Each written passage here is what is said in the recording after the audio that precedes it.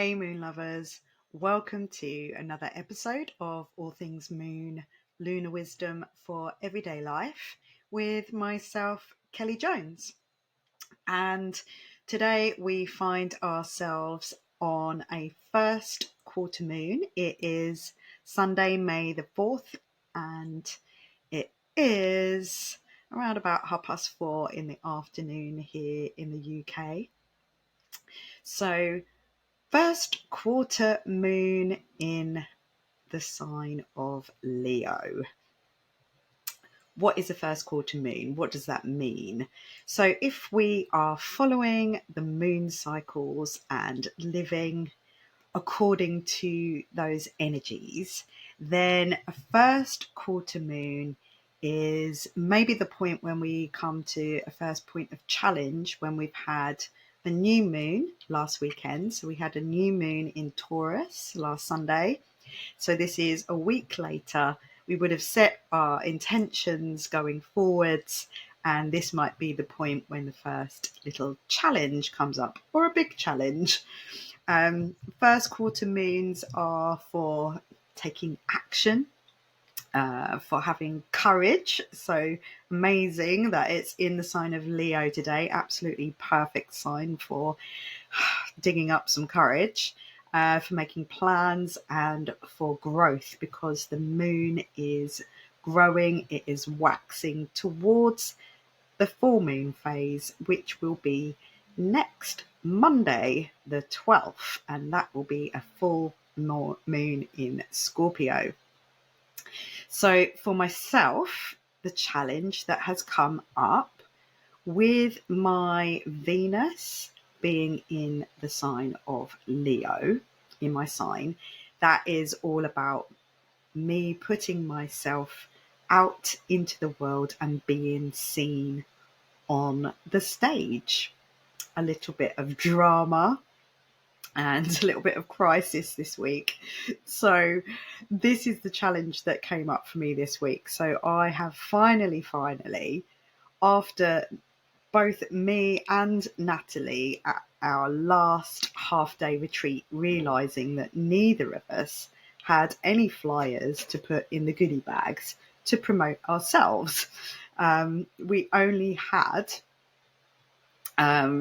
flyers of other people and not our own. So I finally got some done, and I was really proud of myself because I've managed to put QR codes on there which take you directly to my website. So just a bit of an experiment. So half of them take you straight to book an astrology reading, so a personal birth chart reading with myself, and it gives you a 22% discount on that. And the other one takes you directly to this podcast channel. And no sooner had I got those flyers and started to hand them out, my website went down. And my website has been down for 3 days, and it has been somewhat frustrating. So I have a website with Wix, which is really easy to set up and manage until it goes wrong. So, just that thing of trying to get past the chat bot, speaking to an AI robot.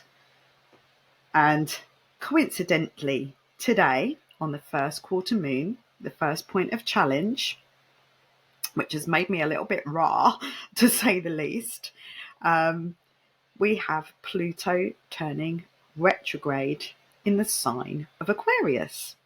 And if you've been following and keeping up with all of this, then you will know that Pluto is a sign of transformation, and Aquarius is all things technology and futuristic. But it's going retrograde, so a really good time to reflect, review, redo, and, maybe have a little word with the people that are creating these sites. So it's very exciting that they're using all this new technology to help them maybe be more efficient at dealing with customers who have problems. But sometimes you just really want to talk to a human. And being able to do that was quite frustrating. It took me ages. And finally, I spoke to a very nice girl called Laura. And when I got off the phone to her yesterday, it still wasn't sorted out. I still had no website. And I didn't really realise how much it was stressing me out until today.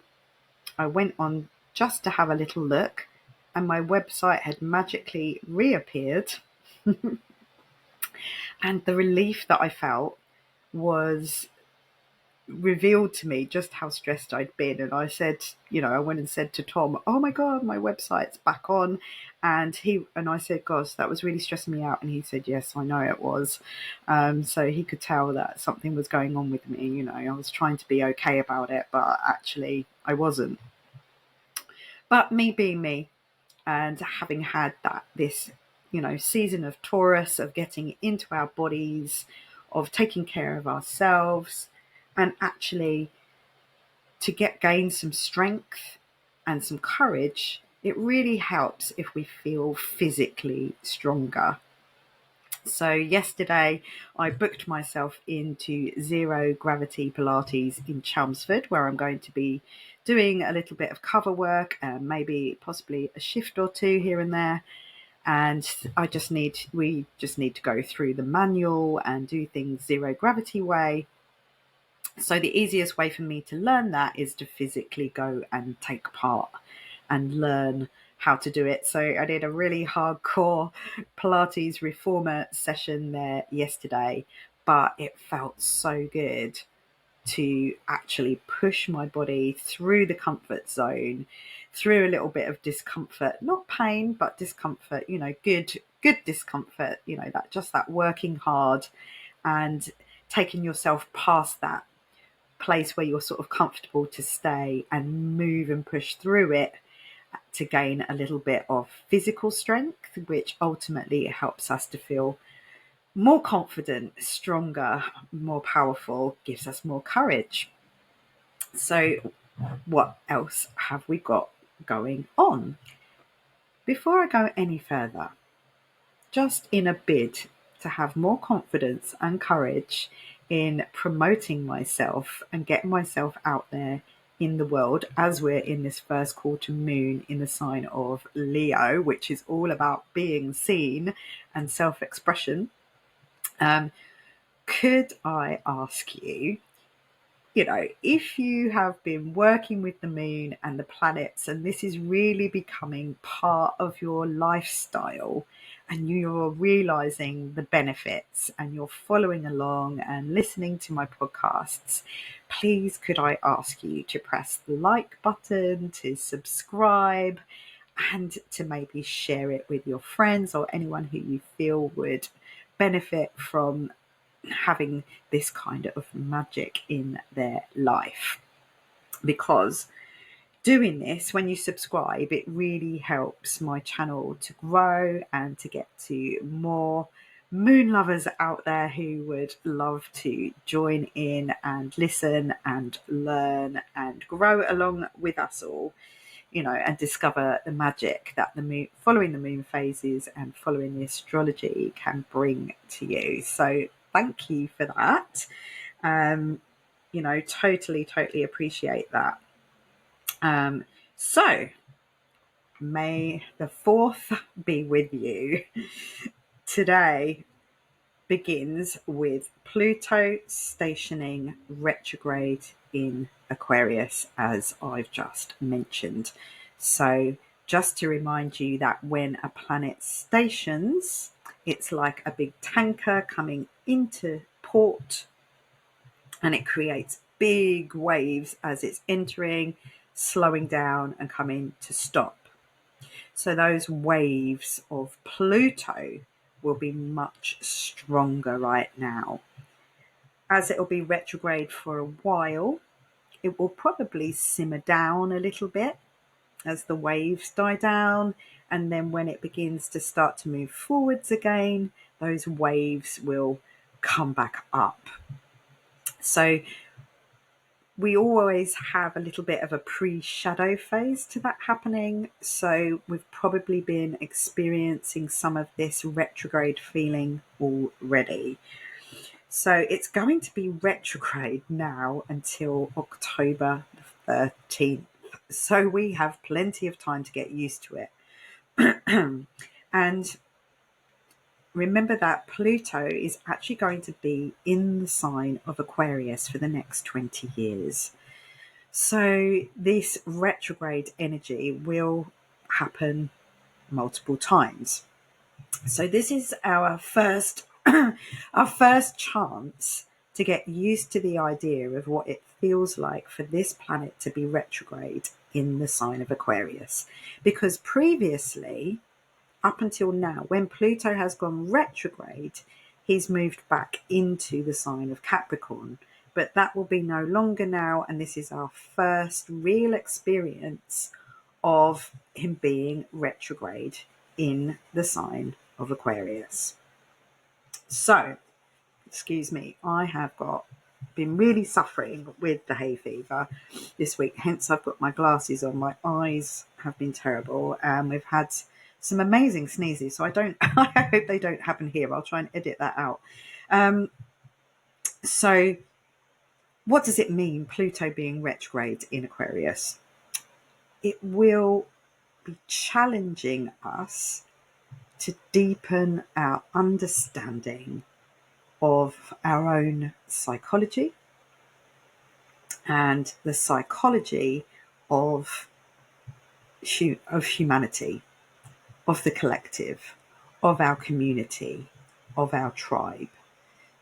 Pluto is the deep, dark, bottom of the ocean, intense truth bringer, revealer. So it brings everything up to be seen so that it can be, got rid of if it's no good for us. So that death and the rebirth and transforming into something better, somewhat of an alchemist. So very much about the deep psychology. So somebody who might have Pluto in their 12th house would highly likely to be a psychologist or be very interested in those subjects of digging deep into the hidden parts of the mind.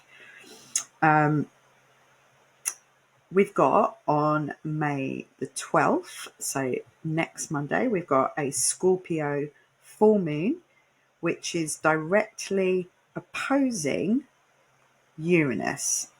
So Scorpio, the sign of Scorpio in the zodiac wheel is opposite the sign of Taurus. So we've still got Uranus in Taurus at the moment. And as I mentioned before, Uranus will be moving out of Taurus on July the 7th, my birthday. But at the moment, it's still there, and it's coming to the end of his stay there. So again, we're going to start to feel that Uranus and Taurus energy more strongly, because whenever it gets to that sort of final degrees of a sign, it gets stronger. And that Scorpio full moon is going to be opposing. So we have got the moon opposite full moon illuminating Uranus on the other side there. So it's going to be Uranus is very fast, it's very quantum, so it may accelerate the pace of our evolution, if you like, where we've maybe felt stagnant in society, in the world, in ourselves, where there's been a lot of complacency, is going to push for that revolutionary type energy there. And Scorpio can represent that toxic energy as well. So it can really be highlighting and accelerating anything to do with toxicity, and the culmination of that. So, let's watch to see what happens. But I will talk more about that next week, just before my online moon ceremony. So now my website is working again.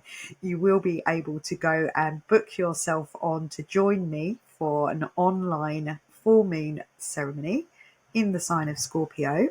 And interestingly, a lot of my regular moon lovers are Scorpio risings. I have a lot of Scorpio followers. And I think, those of us who are a little bit weirdo, a bit outsiders, don't necessarily feel like we belong in the mainstream normality of things, we tend to group together. And so lots of Scorpio risings. So you're welcome to come and join. If you're a Scorpio rising, it's definitely going to be a comfort zone for you. It's going to be a really nice place for you to come to. But anyway, I digress because we've got so much to get through. So Mercury finally went across the bridge after being retrograde in the sign of Pisces. That ending and finally moving forwards in the beginning sign, the sign of Aries. So if you remember back a couple of podcasts ago, it was called An Ending, a Beginning, and we were just between this, an end, a beginning. But finally we're starting to get that momentum, that beginning, that new energy. It's beautiful, blossoming, brightly coloured. We've had so much lovely weather this week in the UK. So, spring is definitely here. Everything is abundant and green and colourful. So we're really starting to get that lovely newness energy, that sense of possibility and hope back, where we can finally take some action. So with Mercury being in Aries now until the 10th, so we've only got another 6 days of Mercury being here. Remember that Mercury is the planet of communication, and being in Aries, that's a more bold and assertive energy. So especially after being retrograde in the sign of floaty Pisces, where it's a little bit sort of, no boundaries and doesn't really want to upset the apple cart. Now that Mercury is in Aries, our communication can be much more assertive, much more spontaneous, much more bold, and we will be much more likely to make a quick decision. We're going to want to make decisions much more quickly now after being a little bit discombobulated. Remember, we do still have Neptune in Aries now, so, we still have got that illusionary energy. So I would say, even though we are more likely to think of a very pioneering idea and to be much more direct in how we voice our ideas, beware of making hasty decisions. Be sure to check out whether it really is real, what you are deciding on, and it's not some fantastical illusion that you've got going on. So,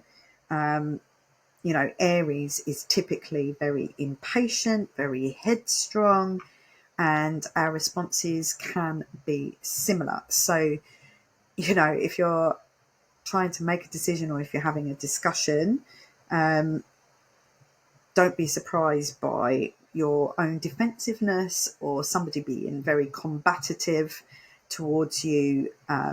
Just take a breath, make sure you're clear before you are too hasty and headstrong in your communication. Mercury will be moving into Taurus on the 10th.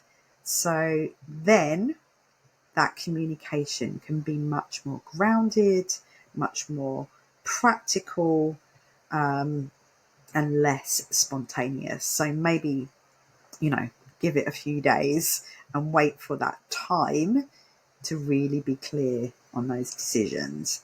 But, if you happen to just say it how it is, then, forgive yourself, because if it's supposed to come out, it's supposed to come out, and we always learn and grow from it.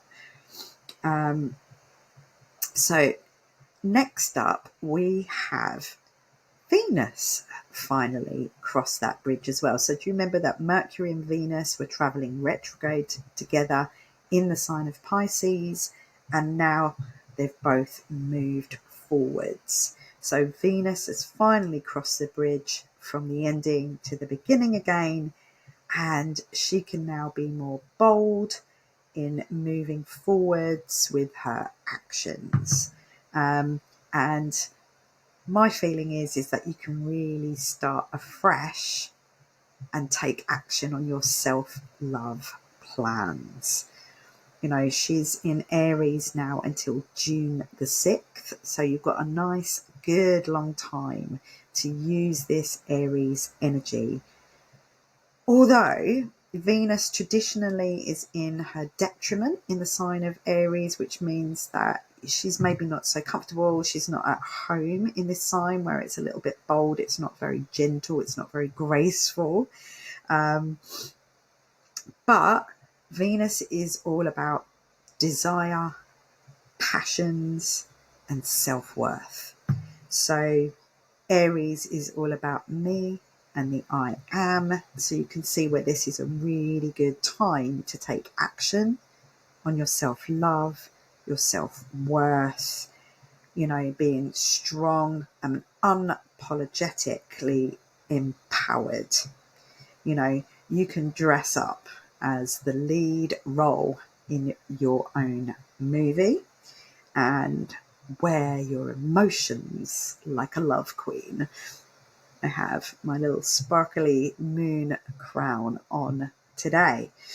You know, but basically what I mean is, you know, you can strut your stuff a little bit, and, you know, if you could be a little bit more fiery and passionate, but just watch out for, you know, a spontaneously passionate one night stand or something, particularly if you're single. You know, even if you're not single, just watch out for that energy of, oh gosh, you know, I got a little bit too hot there, and I've made a little bit of a mistake, because that energy that comes up, that really intense, fiery, passionate energy, particularly with this Pluto retrograde energy, that's that deep, dark, intense. We've got this Scorpio full moon coming up, so we've got that fullness coming up. So just watch out that it could be very easily combustible. So it's like, you know, it happened last night and then this morning it's just disappeared into a little bit of hot air. Yeah, so don't say I didn't warn you.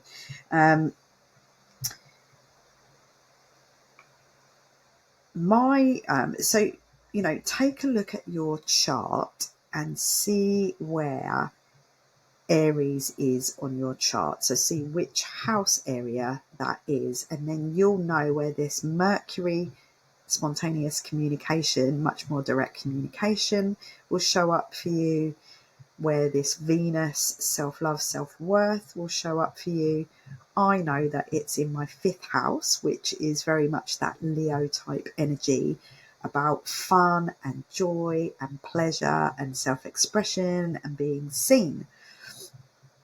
So particularly after the clashes that we've had with Mars and Pluto opposite each other last week, and that Venus and Saturn energy that really did bring some challenges into my relationship right up until beginning of this past week.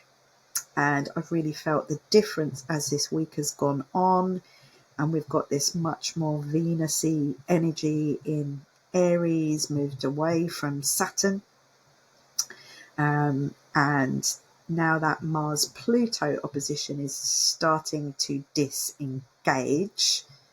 I'm feeling a little bit more like some repair is possible. And on the 1st and the 2nd of May, Venus was in a conjunction with Neptune. And I know that that can make for a really good romantic date night energy. So if I didn't tell you about that before, I'm sorry. But you may have noticed it come up anyway. Didn't happen for me on the 1st or the 2nd, but by yesterday, the 3rd, we had a lovely date night last night. Actually got a little bit dressed up, went a little bit all rock chick last night, and went out for dinner. So, yeah, really, really good energy at Venus conjunct Neptune. What we've got coming up on the 6th of May, so that is on Tuesday, Venus will be forming what's known as a sextile, so that's a really nice harmonious energy with Pluto, so Venus and Pluto. So where Pluto gets a bit of a bad rap, doesn't he, for being a bit of a troublemaker and a bit sort of, destructive.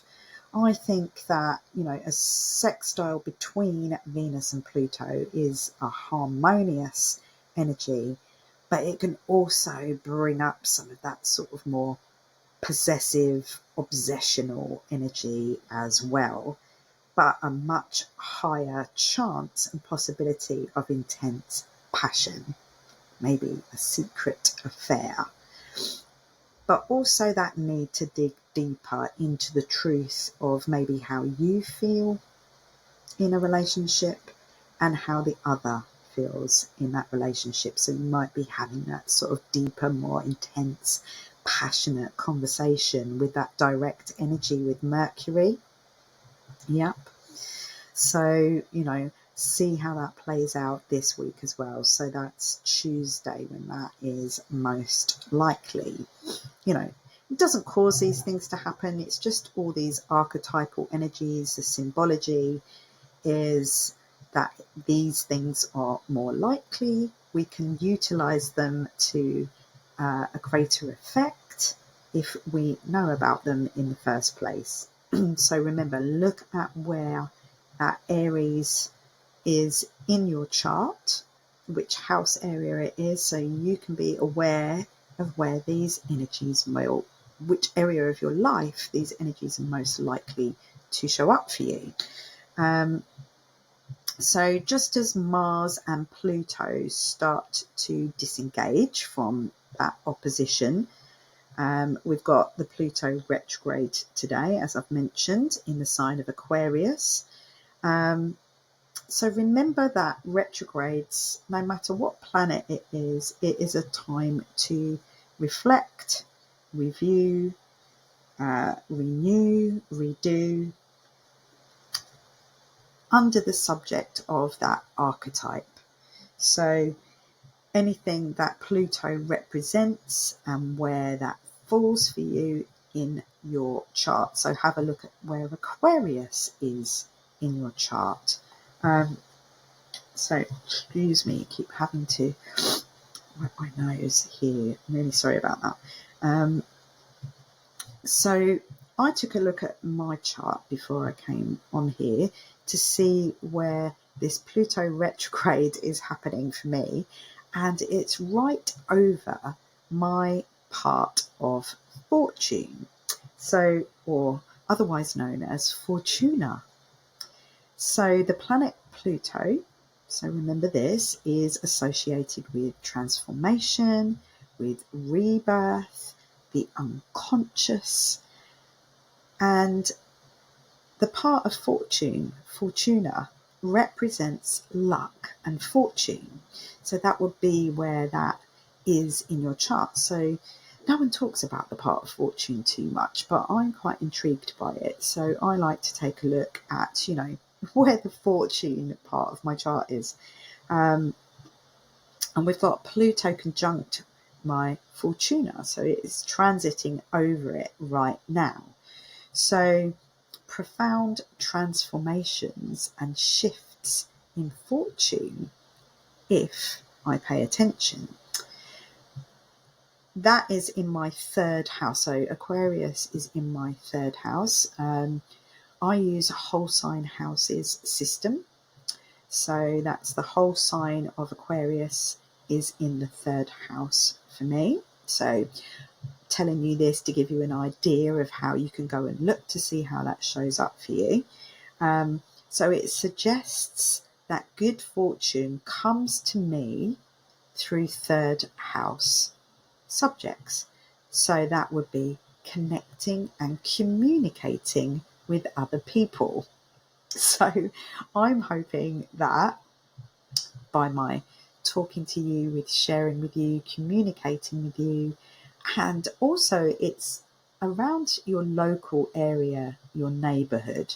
So that for me suggests that I need to get out and meet more local people, communicate and connect with them to help bring that transformation in fortune for myself. So, which, if you think about it, that you can understand why I was so stressed about my website, and all this. I've got flyers to lead you to my podcast so that I can communicate with people, and that was all down this week, but it's all back up today, so we're past that point of challenge already. So can you see how, when I tell you these little stories of how piecing it together, you can start to read things for yourself? And obviously, if you would like some help on that, then my 22% discount is still available. That is going right until the 22nd of June, when I am doing a summer solstice retreat that day. So that will be the final day of that offer to take me up on it. So if you use the code SPACEGIRL, that's in capital letters, SPACEGIRL22, on the personal birth chart readings on my site, then you can get that 22% discount for yourself. And you can book it ahead, so you can choose a date that's further ahead if you're not ready for that. I've just had a gentleman buy one as a gift for his wife, so you could also buy it as a gift for somebody as well. And I do have gift cards available on there. So the third house is to do with also short distance travel. Communication and words would contribute to good fortune for me. It's also accompanied with a strong need for self-expression. So I'm at this first quarter moon in Leo, expressing myself to you and communicating with you. So it's all in divine perfect timing. So finally, as I mentioned, we have a full moon next Monday on the 12th of May. That's at 22 degrees of Scorpio. So we will be diving deep into what all of that means on Monday the 12th at 8 p.m. UK time. It's on Zoom, so you can join from anywhere in the world as long as you're awake and up. And also, if you're not awake and up, you can still book on and I will send you the recording. We always record it, so I can send that to you so you can join in the next day. And you always have at least 3 days afterwards to use that energy of the full moon or the new moon. I'm just going to remind you to press the like and subscribe button, to check out my events on my website. And I thought today what I would do, just to finish off, because everything is abundant and all the medicine is growing out there outside in the garden, I have these little tiny weeny little cards which come along with this beautiful book, the Herbiary. I know that's backwards for you, but the illustrated Herbiary, which I got from a place called St Nectan's Glen in Cornwall. It's very, very magical. So I thought I would just pick us a little card, see what comes out. And as always, I hope that, this has served you in some way. And please, there is the possibility, I do keep my comments open.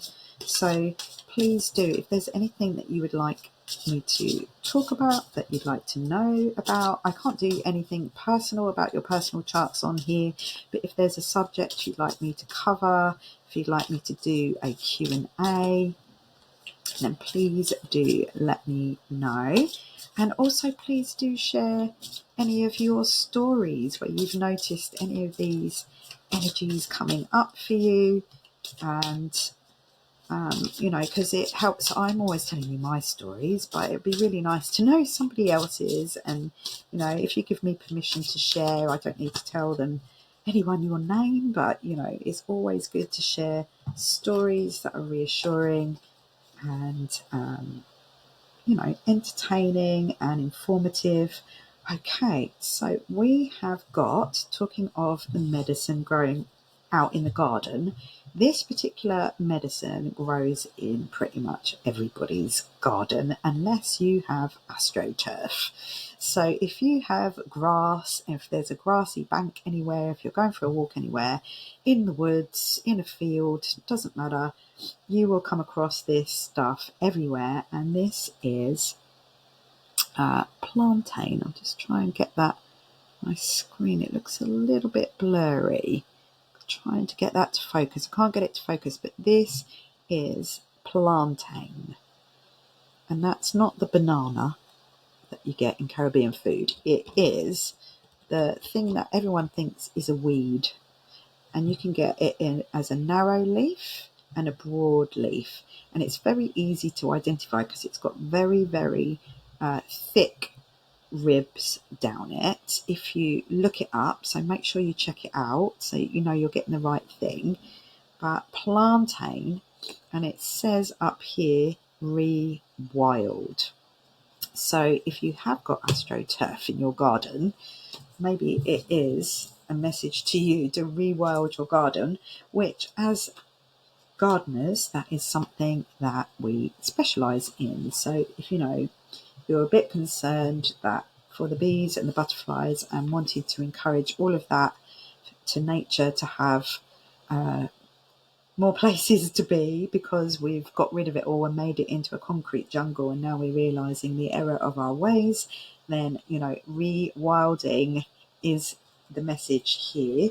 And then I would just look this up in this beautiful book for us and see what it's got to say.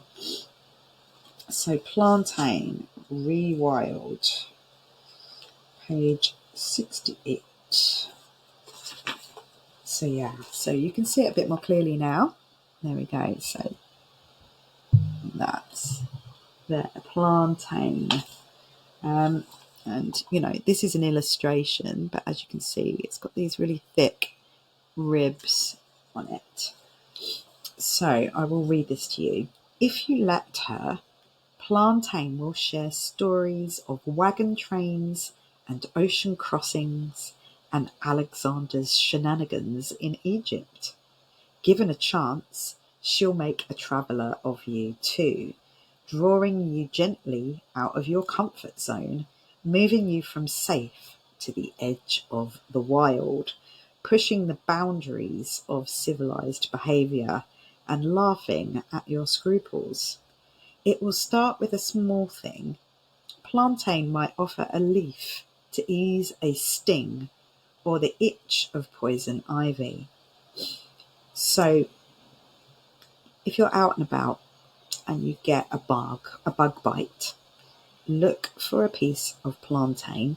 Make sure it's nowhere where, a dog could have weed on it or, it's got pollution on it, a nice clean bit. But I've done this many, many times. You find that leaf, you pop it in your mouth, you chew it up a little bit. It just tastes, grassy. It doesn't taste horrible at all. You can drink it as tea. You can make it into a tincture, you can make it into a balm. But if you chew it up a little bit, squeeze the juice out of the leaf onto a sting or a bite, it will ease that itch. And it pretty much disappears if you can do that straight away. So it says, just chew it and spit it on the bite. She'll encourage Great Aunt Hilda would have a heart attack, you think, while your inner wild child smiles gleefully at this baby step away from civilized. So, I have done this in front of my family, in front of my nieces, in front of people who have got no idea and they think it's just a weed and they're like, oh my goodness, what are you doing, picking that up and sticking it in your mouth? But, you do feel a little smug when you squeeze it on and the bite goes away and you don't suffer. So it has a beautiful little ritual and reflections in here. It says here, people have a hard time letting go of their suffering out of a fear of the unknown.